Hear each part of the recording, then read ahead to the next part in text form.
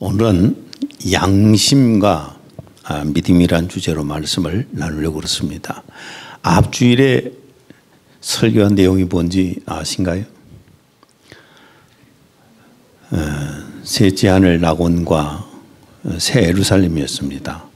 그 앞전 주일날 14일날 뭘 설교했을까요?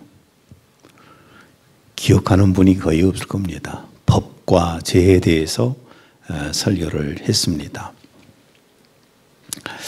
법과 죄에 대해서 설교하면서 법에 대한 내용을 좀 얘기를 했었는데, 우리가 사람과 사람끼리 살아가는 데의 법은 사회윤리법이죠. 시민법. 이것을 만드는 것은 통치자의 이념과 또 어떤 시대적인 상황에 따라서 만들어 갑니다. 그러나 민주주의 국가가 되었던 사회주의 국가가 되었던 기본법은, 그 나라의 기본법은 우리나라의 헌법이라고 그러지 않습니까? 근데 그 기본법은 통치자가 국민을 통치하기 위해서 만드는 법입니다. 그리고 그 통치자들이 만든 통치법으로 통치자는 국민을 수백만, 수천만, 수만, 수십만 이렇게 사람을 죽이기도 합니다. 양심의 거리낌이 없이 수없이 많은 수천만의 사람을 죽이기도 하는 게 통치자들입니다. 1989년 중국 천안문에서 민주개혁을 내치면서 학생 시민들이 중무장한 진학군에게 죽음을 당했습니다. 땡글을 보내서 그 학생들과 시민들을 깔아서 죽였는데 약 1만 명 가까이를 죽였습니다. 역사 속에 묻혀버리잖아요. 또한 북한의 김일성, 김정일, 김정은 이 3대가 통치를 하기 위해서 얼마나 많은 사람을 죽였는지 어마어마하겠죠. 그러나 그것도 역사 속에 다 묻혀버렸습니다. 공산당은 무엇에 근거해서 사람을, 국민을 죽였을까? 통치자의 통치법에 의해서 반역자라든지 아니면 정치범으로 잡아서 이렇게 죽입니다. 또한 우리나라도 마찬가지입니다. 초대 대통령이었던 이승만이 장기 집권을 하기 위해서 여러 가지 문제를 일으키자 학생과 시민들이 시위를 했잖아요. 총을 발포하고 깡패를 동원해서 죽이고 했던 것이 바로 60년 4.19 운동입니다. 무엇에 근거해서 이런 만행을 저질렀을까? 국가보안법을 만들어서 빨갱이로 정죄를 해서 죽였습니다. 박정희는 쿠데타로 정권을 잡아서 그 권력을 유지하기 위해서 반공법을 또한 만들었습니다. 1961년 1차 개정, 1962년 2차 개정, 1963년 3차 개정, 1968년 4차 개정. 계속 어떤 자신의 통치를 위해서 법을 이렇게 개정을 했고, 72년도에 유신법을 만들어서 유신 독재 정권을 유지하게 됩니다. 그래서 무엇에 근거해서 이런 많은 사람들을 죽였을까? 국가반공법이나 유신법에 근거해서 사람을 죽이는 겁니다. 전두환 노태우가 강주 학생들과 시민들을 군부대를 보내서 학살한 것은 무엇에 근거했을까? 국가반공법에 근거를 했습니다. 반공법을 어겨서 빨갱이로 뇌란죄로 몰아서 죽였습니다. 통치자들이 국민을 죽이면서도 양심의 가책을 전혀 받지를 않습니다. 다소 받을지는 모르겠지만 그 순간이고, 지금도 그 통치자들은 당당합니다. 왜? 양심의 가책을 별로 받지 않기 때문입니다. 그것은 자기들이 개정하고 강화시킨 통치법에 근거해서 죽였기 때문입니다. 그렇다고 해서 우리가 국가에서 만드는 통치를 위해서 만들어놓은 이런 법들을 지키지 않아야 될 것인가? 그렇지는 않습니다. 우리는 그것을 압니다. 그 통치자들이 통치하기 위해서 무수하게 사람을 죽이면서도 양심의 가책을 받지 않는 법들, 그러나 우리가 이 법을 지켜야 하는 이유는 어차피 우리가 그 통치 속에서 질서와 평화 속에 살아야 되기 때문입니다. 우리가 살기 위해서 이런 질서와 평화를 유지하기 위해서 법을 지키며 사는 겁니다. 그러나 우리 그리스도인들은 세상의 법과 하나님의 말씀이 대치할 때에는 당연히 목숨을 잃는다 할지라도 하나님의 말씀을 따라야 됩니다.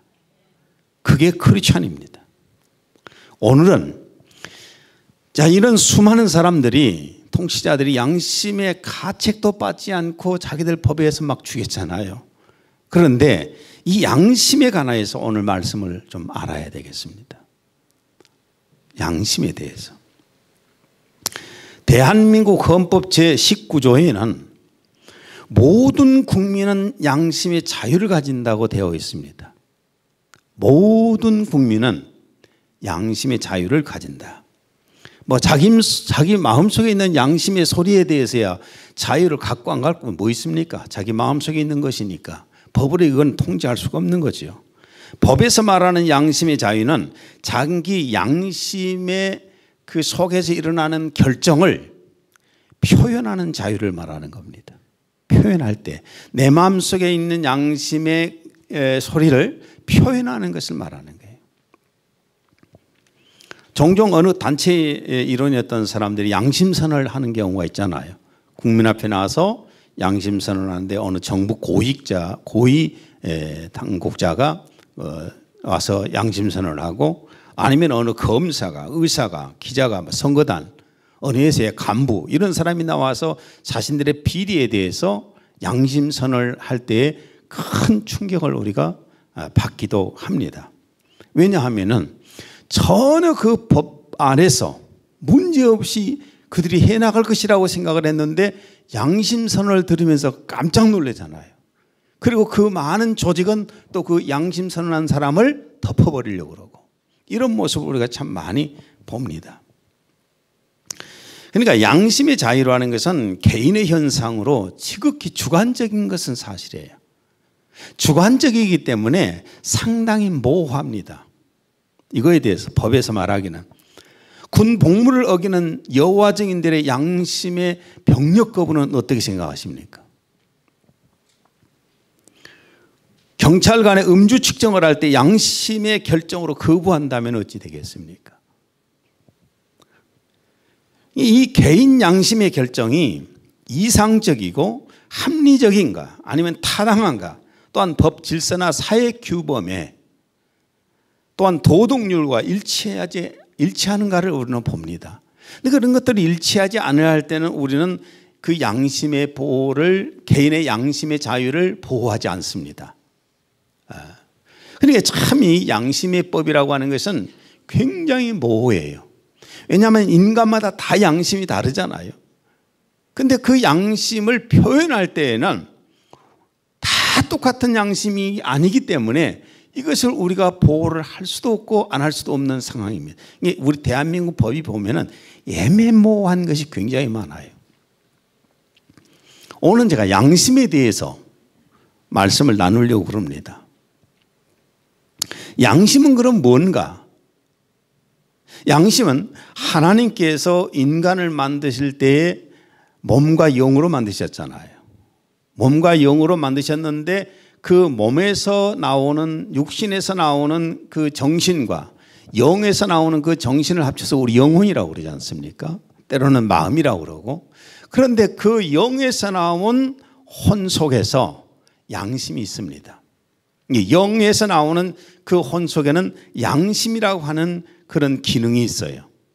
이 양심은 백과사전에 봤더니만은 어떤 행위에 대하여 옳고 그름, 선과 악을 구별하는 도덕적 의식이나 마음씨다 이렇게 되어 있습니다. 맞습니다. 성경에서는 그럼 양심을 뭐라고 하는가? 로마서 2장 14절에서 15절을 현대어로 읽습니다. 이방인들 죄를 범했을 때도 하나님께서는 그들을 벌하셨습니다. 비록 그들이 글로 쓰여진 하나님의 율법은 알지 못한다 하더라도 그들의 마음속에는 옳고 그른 일을 분별할 수 있는 하나님의 율법이 있기 때문입니다. 그들이 양심의 가책을 받거나 위로를 받는 것은 다 그 때문입니다. 이 양심은 하나님께서 인간의 영 속에 넣어준 것인데 이것을 통해서 옳고 그름, 선과 악을 분별을 하고 구별을 해서 결정을 해서 자신이 통제할 건 통제하고 행동할 건 행동하라고 넣어주신 기능이 바로 양심이라고 하는 기능입니다. 양심은 다 아시잖아요. 양심 없는 분 혹시 계십니까? 양심 없는 분 없지요? 다 양심은 가지고 있습니다. 그런데 저기 있는 저 아이들의 양심하고 우리의 양심은 또 다를 수가 있습니다. 우리의 양심은 다를 수가 있어요. 사람마다 양심이 다 같은 것이 아닙니다.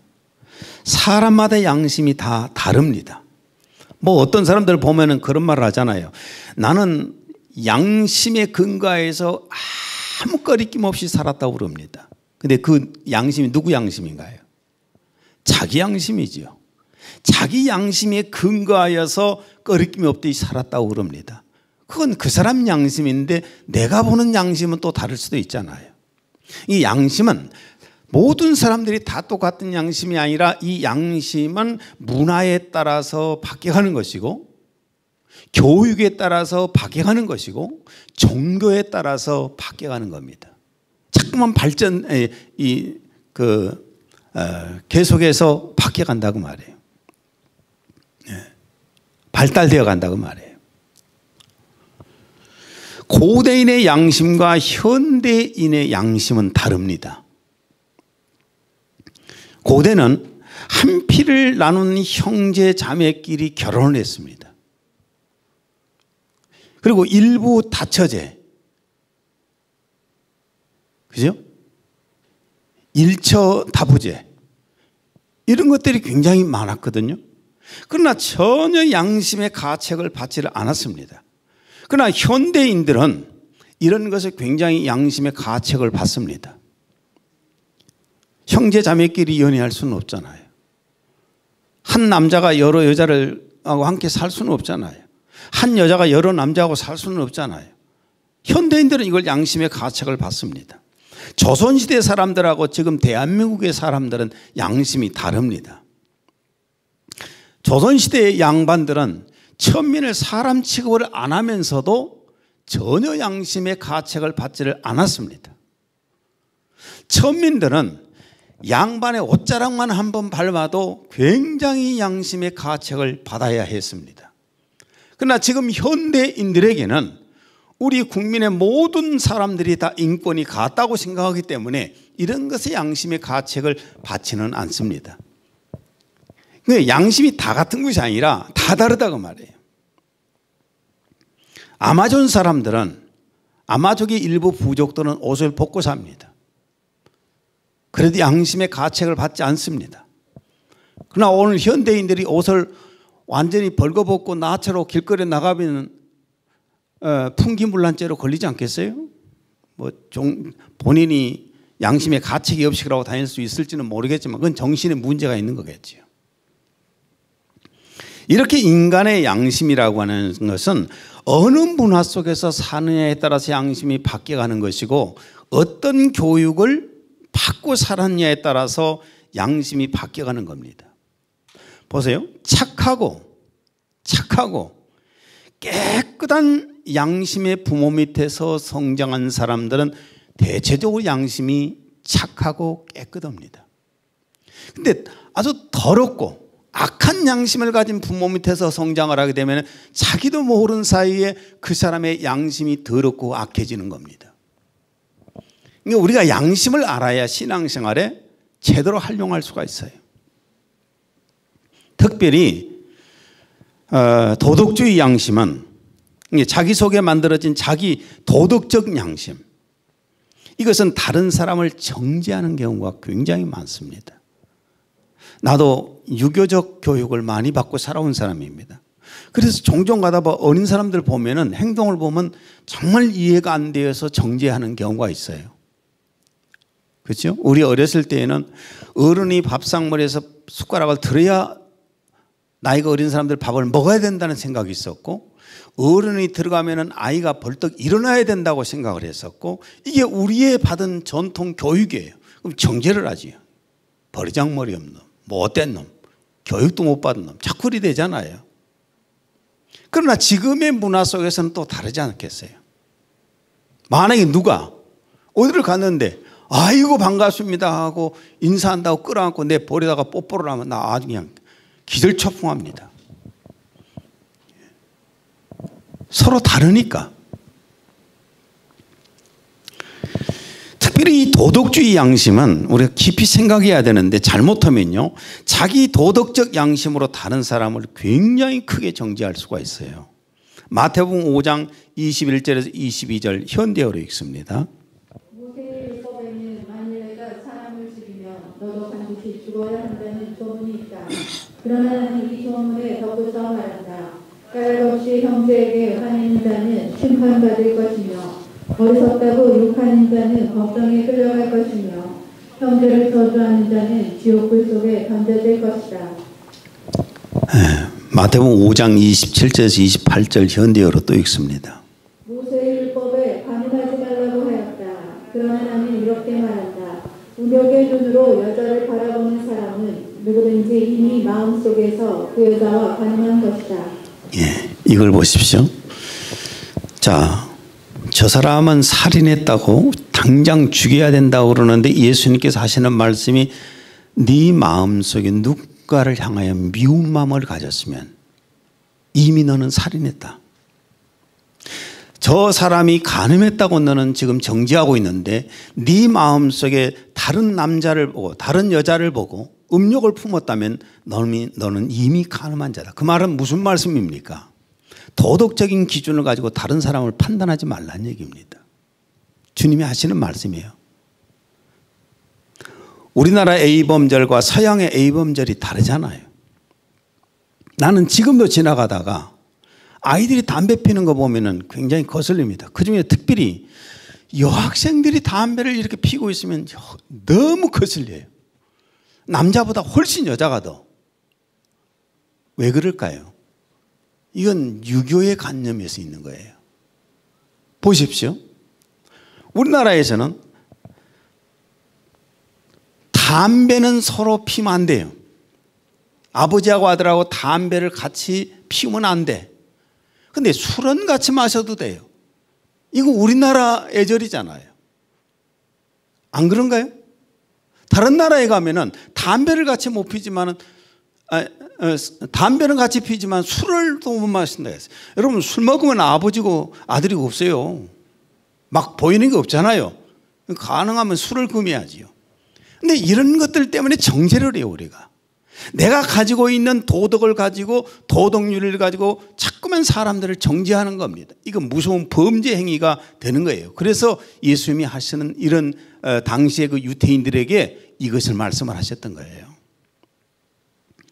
우리 현대사회도 보십시오. 이 서기관들과 바리새인들과 같은 자기 도덕 양심을 중심으로 해서 자기 속에 있는 도덕적인 양심을 가지고 수많은 사람들을 마녀 사냥하듯이 정지하고 물고 뜯습니다. 어떤 인기 연예인, 정치인 흠이 조금 보여보세요. 가만두지 않습니다. 이 막 언론에서 물고 뜯고 또 이 여론들은 악플로 그냥 그 사람을 자살해 죽을 때까지 끝나지 않습니다. 죽어야, 저 사람이 자살해서 죽어야만이 분노가 풀린 것 같아요. 그 양심에서 올라오는 그런 것들이. 마태복음 7장 1절에서 5절까지 현대어로 읽습니다. 남을 판단하지 말고 그러면 너희도 판단을 받지 않을 것이다. 남을 판단하는 대로 너희도 하나님의 심판을 받을 것이고 남을 저울질하는 대로 너희도 저울질을 당할 것이다. 왜 너희 눈에 들보는 보지 못하면서 형제의 눈에 있는 피를 탓하느냐. 내 눈에 있는 들보도 보지 못하면서 어떻게 형제에게 내 눈 속에 피를 빼주마 하고 말할 수 있느냐. 이 위선자야, 먼저 내 눈에서 들보를 빼내라. 그래야 눈이 잘 보여 형제의 눈에서 티를 빼줄 수 있을 것이 아니냐. 무슨 말씀이 이해되시죠? 대개 사람이 그렇습니다. 누군가의 잘못을 지적질을 잘하는 사람들은 대개 자기의에 빠져 있어요. 자기 도덕 윤리를 가지고 자기 양심의 도덕 윤리를 가지고 남을 자꾸 지적을 합니다. 이거는 굉장히 잘못된 그런 마음가짐을 가지고 있는 사람이에요. 예수님이 하시는 말씀이에요. 네 눈에 들어있는 들보는 안 빼고 남의 눈에 있는 티는 보이느냐 그 말이에요. 남의 눈에 있는 티를 빼려고 하지 말고 네 눈 속에 있는 들보를 빼라. 네 눈 속에 있는 들보를 빼야 남의 눈 속에 있는 티도 빼줄 거 아니겠어요. 그러니까 자꾸 남을 지적질하는 것은 자기 속에 있는 것들은 보지 못하면서 남의 것은 자꾸 보는 겁니다. 이게 도덕윤리적인 양심을 말합니다. 그것이 양심에 당연하다고 생각하거든요. 굉장히 잘못된 그런 것이에요. 이런 사람들 때문에 주변이 괴로워집니다. 여러분 어떤 사람이 주변에 오면은 자꾸 살벌해져요. 왜? 남을 자꾸 지적질하니까. 근데 어떤 사람이 가면은 굉장히 온화하게 덮어주잖아요. 편해지잖아요, 주변이. 또 이 양심은 어떤 특정 종교의 교육을 받게 되면은 그 종교의 영성으로 자꾸만 발달해 가는 겁니다. 요한복음 8장에 보면은 어떤 남자와 여자가 간음을 하다가 현장에서 누가 잡혀오느냐? 여자만 잡혀옵니다. 요한복음 8장 3절에서 5절. 서기관들과 바리새인들이 은행 중에 잡힌 여자를 끌고 와서 가운데 세우고 예수께 말하되 선생이여 이 여자가 간음하다가 현장에서 잡혔나이다. 모세는 율법에 이러한 여자를 돌로 치라 명하였거니와 선생은 어떻게 말하겠나이까. 간음은 여자하고 남자하고 둘이 합니까? 혼자 합니까? 반드시 둘이 해야 되지요. 그런데 여자만 잡혀왔지요. 남자는 도망갔을까요? 현장에서 남자는 안 잡았어요. 여자만 잡아가지고 왔는데 여기에 서기관들과 바리새인들의 종교적 양심은 어떤 양심입니까? 간음한 남자는 별로 탓하지 않는데 여자는 죽여야 된다는 양심입니다. 여자는 죽여야 된다는 양심이에요. 그럼 이 여인을 바라보는 예수님의 양심은 어떤 양심이었는가? 요한복음 8장 6절에서 9절. 예수께서 몸을 굽히사 손가락으로 땅에 쓰시니 이에 일어나 이르시되 너희 중에 죄 없는 자가 먼저 돌로 치라 하시고 다시 몸을 굽혀 손가락으로 땅에 쓰시니 그들이 이 말씀을 듣고 양심의 가책을 느껴 어른으로 시작하여 젊은이까지 하나씩 하나씩 나가고 오직 예수와 그 가운데 섰는 여자만 남았더라. 자, 여자를 돌로 쳐 죽여야 된다고 모세 율법에서 쳐 죽여야 된다고 데리고 왔는데 끌고 왔는데 말이에요. 예수님께서 밑에다가 글씨를 씁니다. 물론 이것이 무언지에 대해서는 성경에 없습니다. 어쩌면은 지금 정지하는 그 사람의 도둑질한 것을 썼을 수도 있고 그 사람의 간음했던 것을 쓸 수도 있고 그 사람이 아주 못된 짓거리 한 것을 썼을 수도 있겠지요. 바닥에다 쓰니 그걸 쳐다보고 있다가 양심의 가책을 받아서 도망가 버리다. 요한복음 8장 11절. 예수께서 이르시되 나도 너를 정죄하지 아니하노니 가서 다시는 죄를 범하지 말라 하시니라. 이것이 바로 종교적인 양심에 의해서 재판을 하는 겁니다. 이 여자는 죽여야 된다고 말해요. 남자는 놔두고. 그러나 예수님은 남자를 정죄하지 않았다면 여자도 정죄하지 않아야지요. 나도 너를 정죄하지 않으니 다시는 죄를 범하지 말아라. 돌려보내줍니다. 여러분 이슬람 종교는 모슬렘이요. 이슬람 종교는 타 종교인을 많이 죽이면 많이 죽일수록 하늘에서 상을 받는다고 생각합니다. 그렇게 양심이 발달되어 왔기 때문에 9.11 테러를 통해서 수천 명을 죽이고도 양심에서 기뻐합니다. 6.25는 유교는 그렇습니다. 양반들의 양심은 천민을 인간 취급을 안 하고 죽이기도 하고 그러면서도 그 양심에서 오히려 기뻐했습니다. 더러운 귀신에게 제사를 지내면서도 그 양심이 더러워지는데도 기뻐했습니다. 여러분, 세상 사람의 양심과 성도들의, 거듭난 성도들의 양심은 다릅니다. 살아있는 양심은 달라요. 자, 보십시오. 어느 문화권에서 성장했냐에 따라서 양심이 달라지고, 어떤 교육을 받으면서 자랐냐에 따라서 양심이 달라지고, 어떤 종교에서의 교육을 받았냐에 따라서 그 양심의 영성이 달라진다고 말해요. 그런데 여러분, 이런 세상 사람들의 양심과 살아있는 성도의 양심은 다른 것입니다. 같을 수가 없어요. 같다면 그 사람도 역시 세상 사람이에요. 이슬람 종교는 타 종교인들을 많이 죽이면 그 양심이 기뻐하지만은 성도의 양심은 정반대입니다. 마태복음 5장 38절에 44절. 너는 눈으로 이는 이로 갚으라 하였다는 것을 너희가 들었으나 나는 너희에게 이르노니 악한 자를 대적하지 말라. 누구든지 내 오른편과 문간을 치거든 왼편도 돌려대며 또 누구든지 너로 억지로 우리를 가게 하거든 그 사람과 심리를 동행하고 내게 구하는 자에게 주며 내게 꾸고자 하는 자에게 거절하지 말라. 너희 원수를 사랑하며 너희를 박해하는 자를 위하여 기도하라.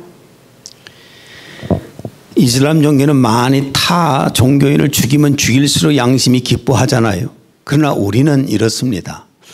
내 뺨을 때린 사람을 같이 뺨 한번 때리면 양심의 가책을 받습니다. 누가 어려운데 나한테 도움을 요청으로 왔는데 내가 안 줬어요. 그런데도 양심의 가책을 받습니다. 이게 크리스찬 양심이에요. 이웃을 내 몸처럼 사랑하지 못한 것에 대한 양심의 가책을 받는 것이 크리스찬입니다. 세상적인 양심으로 말하면 내 건 내가 먹는 것이고 나한테 때리면 나도 때리는 것이고 법으로 대항하면 법으로 같이 대항하면 되는데 이걸 그렇게 했다고 양심의 가책을 받는 것이 크리스찬의 양심이에요. 내가 안에 쌓아놓고 이것을 주지 못한 것 때문에 괴로운 것이 우리 크리스찬의 양심이라고 말해요. 세상 사람들은 더러운 귀신에게 제사하는 것을 기뻐하는 양심입니다. 제사하는 걸 너무 기뻐하잖아요. 그러나 우리 성도의 양심은 반대입니다. 출애굽기 20장 3절에서 5절. 너는 나 외에는 다른 신들을 내게 두지 말라. 너를 위하여 새긴 우상을 만들지 말고 그것들에게 절하지 말며 그것들을 섬기지 말라. 우리에게 주신 명령이잖아요. 법이잖아요. 자, 고린도전서 10장 20절에서 21절. 무릇 이방인이 제사하는 것은 귀신에게 하는 것이요 하나님께 제사하는 것이 아니니 나는 너희가 귀신과 교제하는 자가 되기를 원하지 아니하노라. 너희가 주의 잔과 귀신의 잔을 겸하여 마시지 못하고 주의 식탁과 귀신의 식탁에 겸하여 참여하지 못하리라. 혹시 여러분 가운데에서도 제사하는 자리에 가서 분위기에 이거 절을 안 할 수도 없고 참석 안 할 수도 없고 엉거저추만이 그 제사 지내는데 시제 지내는데 가고 참석을 했을 수도 있겠지요. 그러면 사실 얼마나 양심이 괴롭겠어요. 내가 왜 거기에 참석을 했지, 가지 말 걸. 얼마나 양심의 가책을 받겠습니까? 지금 이런 설교를 들을 때마다 양심이 괴롭지 않겠어요? 이게 크리스찬 양심이에요. 또 세상 사람들이 주일 예배드리러 교회 안 갔다고 양심의 가책을 받겠습니까? 오늘 예배 안 드렸다고 양심의 가책을 받겠습니까? 코로나19로 해서 예배 드리지 말라고 하니까 교회당 문 닫아버리고 예배 안 드린 것 때문에 세상 사람들이 가책을 받겠느냐 그 말이에요. 그러나 우리 성도는 어쩌다가 주일 예배 한번 빠지고 저 산에나 바닷가에 놀러 갔다 하면 양심이 괴롭지 않겠어요? 괜히 물속에 들어가서 수영하다가 저기서 차이매 소리나 땡땡 울리고 그러면 양심에 굉장히 괴롭고, 그럴 때 들어가지 말아요. 심장병 걸린 게. 세상 사람하고 우리하고 너무 달라요. 3월부터 사회적 거리두기로 교회당 문을 닫아버린 교회들, 나는 그 교회 그 성도들을 너무 불쌍하게 보여요. 그 교회 안에 중직자들이 결정을 해서 문을 닫아버렸지만은 초창기 때에는 그 교회당 밖에 와서 뱅뱅 그 돌다가 간 성도들이 엄청나게 많잖아요. 예배도 못 드리고 돌아가는 그 양심이 얼마나 고통스러웠겠어요. 이게 세상 사람들하고 우리하고 다른 겁니다.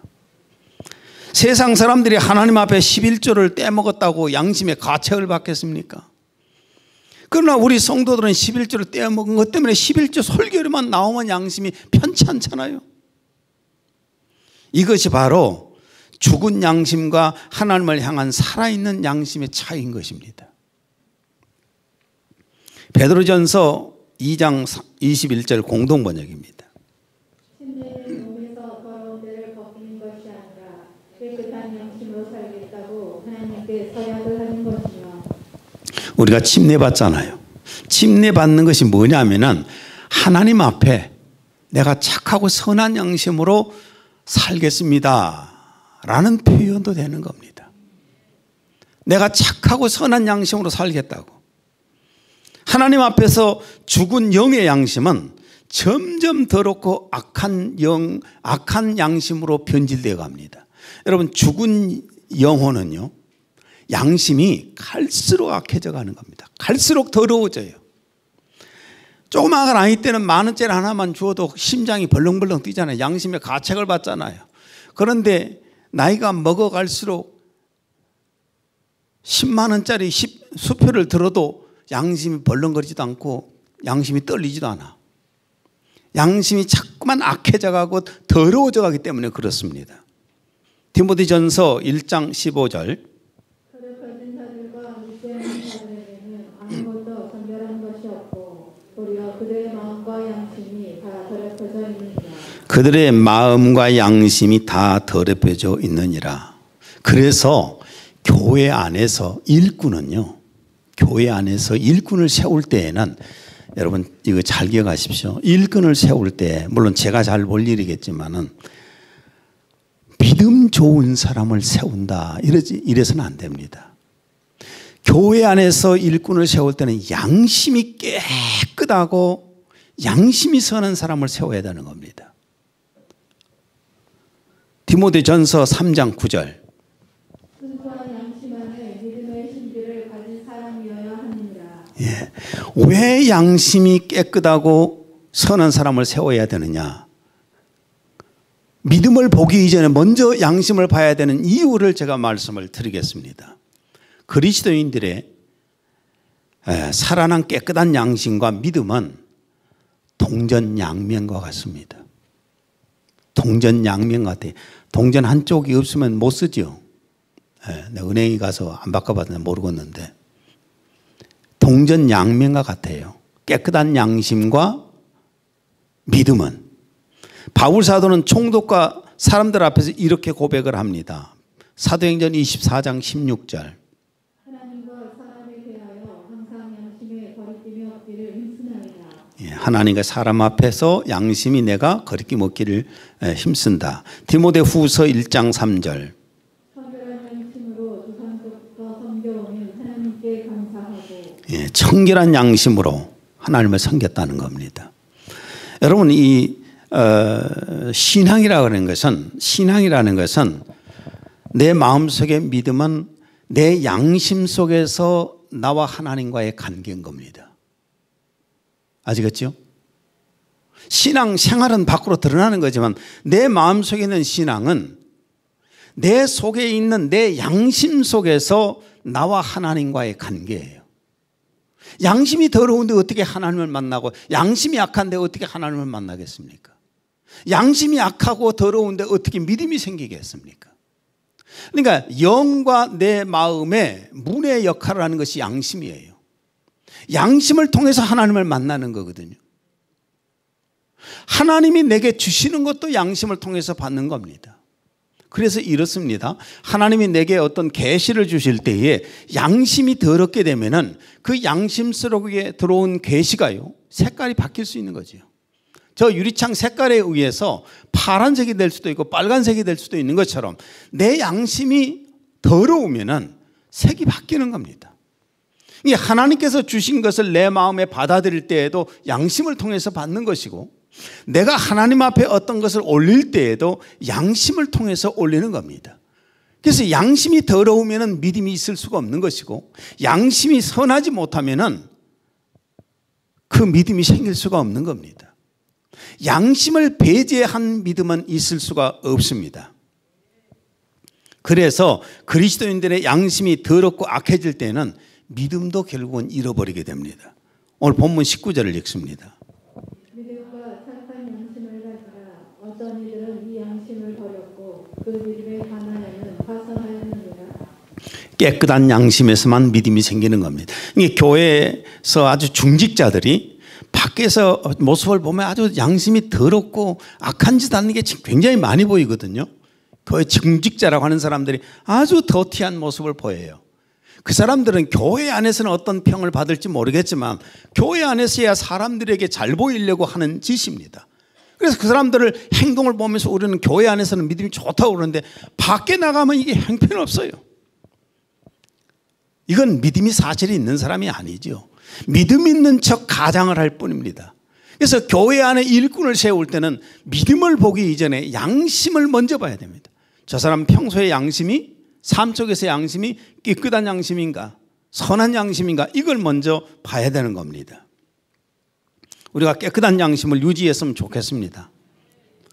그리스도인들이, 이것도 잘 들어보십시오. 그리스도인이 영적인 죄에 빠질 때, 이단에 빠진다든지 아니면 우상숭배를 한다든지 이런 경우에는 화인 맞은 양심이 되는 겁니다. 화인은 불에 달구어서 찍는 쇠로 만든 도장이잖아요. 불도장을 찍어버리면 다 살이 익어버리지 않습니까? 디모데전서 4장 1절에서 2절. 성령이 밝히 말씀하시기를 후일에 어떤 사람들이 믿음에서 떠나 유혹하는 영과 귀신의 가르침을 따르리라 하셨으니 자기 양심이 화인을 맞아서 외식함으로 거짓말하는 자들이라. 2절을 공동번역으로 읽습니다. 이런 교설은 거짓말쟁이들의 위선에서 오는 것이고 이런 자들의 양심에는 사탄의 노예라는 낙인이 찍혀 있습니다. 예, 또 현대어로 2절을 읽습니다. 그런 교사들은 양심이 완전히 마비되어 천연스럽게 거짓말을 늘어놓습니다. 영적으로 양심이 마비되어 버리면은 그 사람이 영적으로 죽은 사람입니다. 바울은 이단의 영으로, 이런 영적인 죄로 화인 맞은 양심이 된 대표적인 두 사람을 예를 들었습니다. 20절을 현대어로 읽습니다. 후메네오와 알렉산더 두 사람이야말로 그런 자들의 표본입니다. 나는 그들이 하나님을 욕되게 해서는 안 된다는 것을 깨달을 때까지 그들을 사단의 손에 내주어 벌을 받게 내버려 둘 것입니다. 그럼 이 두 사람이 어떻게 해서 이런 화인 맞은 양심이 되었는가? 디모데 후서 2장 17절에서 18절. 그들의 말은 앞선 동향이 퍼져나간 것 같은데 그 중에 후메네오와 블레도가 있느니라. 진리에 관하여는 그들이 그릇되었도다. 부활이 이미 지나갔다 하므로 어떤 사람들의 믿음을 무너뜨립니다. 부활이 이미 지나갔다. 그러니까 예수 그리스도의 다시 지상재림을 그들이 어떻게 가르쳤냐면은 지상재림을 보혜사 성령님의 강림으로 가르쳤고요. 성도의 몸의 부활이 있는 것이 아니라 성령이 오셔서 거듭날 때 영의 부활을 했다고 이렇게 가르쳤습니다. 이게 초대교회 때 이단입니다. 지금도 예수 그리스도의 재림과 성도의 몸의 부활을 증거하지 않는다면은 주님의 재림과 자기의 부활을 기다리지 않게 됩니다. 오늘 한국교회 성도들이 도대체 얼마나 예수님의 재림을 기다리고 한국교회 성도들이 자기 몸의 부활을 어느 정도 지금 기다리면서 믿고 있을까요? 마태복음 24장 45절. 충성되고 지혜 있는 종이 되어 주인에게 그 집 사람들을 맡아 때를 따라 양식을 나눠줄 자가 누구냐. 예, 때를 따라서 양식을 나눠줘야 되는데 지금 이 시기는 예수 그리스도의 재림을 맞이할 준비를 해야 될 때예요. 디모데 후서 2장 15절 공동번역이겠습니다. 그대는 진리의 말씀을 올바르게 가르치고 부끄러울 거 없는 일꾼으로서 하나님께 인정을 받는 사람이 되도록 힘쓰시오. 예, 하나님의 일꾼, 하나님의 종은 하나님의 복음의 말씀만 전해줘야 됩니다.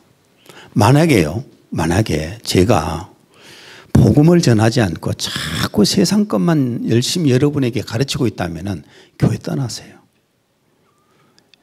여러분이 교회에 오는 첫 번째 목적이 뭔지 아십니까? 여러분 영혼 살기 위해서 오신 거예요. 여러분의 영혼이 살아야 교회 일꾼이 되든 뭘 하든지 하지 않겠어요?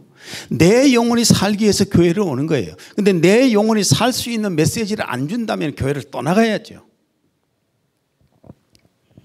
마지막으로 여러분에게 드리고 싶은 말씀은, 그러면 양심이 어떻게 하면 깨끗해지고 선해질까? 선해지고 깨끗해지는 방법이 뭘까?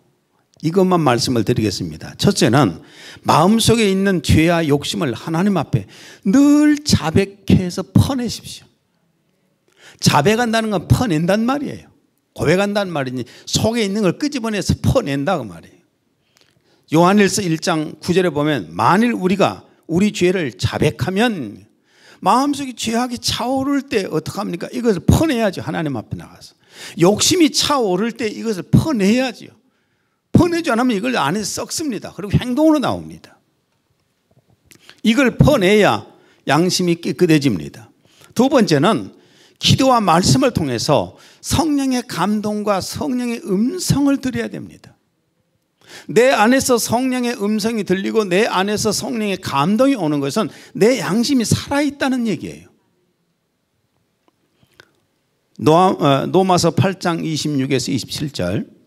성령께서도 우리의 연약함을 도우시나니 이는 우리가 마땅히 기도해야 할 것을 알지 못하나 성령께서 친히 말할 수 없는 신음으로 우리를 위하여 중보하시기 때문이라.